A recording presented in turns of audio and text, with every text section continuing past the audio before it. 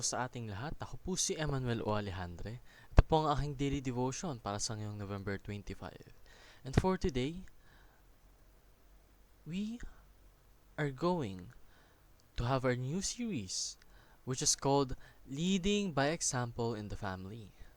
And makikita po natin ito sa ating Bible verse for today ng Genesis chapter 12 verses 1 to 2. And our main focus will be visionary model. So let's read Genesis chapter 12 verses 1 to 2. The call of Abraham. The Lord has said to Abraham, "Go from your country, your people, and your father's household to the land I will show you. I will make you into a great nation, and I will bless you.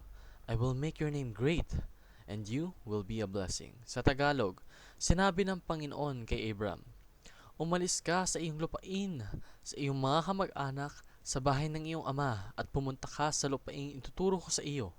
Gagawin kitang isang malaking bansa.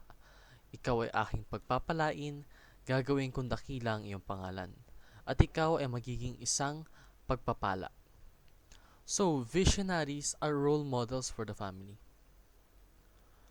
Sinasabi po rito na yung mga visionaries daw po na itinalaga ng Panginoon ang siyang mga dapat na sundan ng mga miyembro ng pamilya. Dahil yung mga visionaries po, tinalaga po sila for a reason. Because our vision must come from God, hindi po sa kung ano-anong source. And paano nga ba tayo makakatiyak na yung isang source is from God? Magtiwala po tayo sa mga visionaries.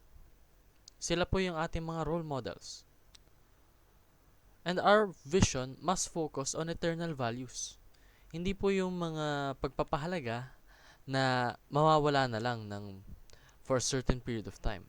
Dapat po, yung vision na itinatalaga mula sa Panginoon ay mga vision na nagpapahalaga sa mga bagay na walang katapusan. Kumbaga, eternal values. So, be a visionary role model for your family. Gawin mo pong mission sa buhay mo na maging karapat-dapat na instrumento upang maging taga-gabay ka sa iyong pamilya.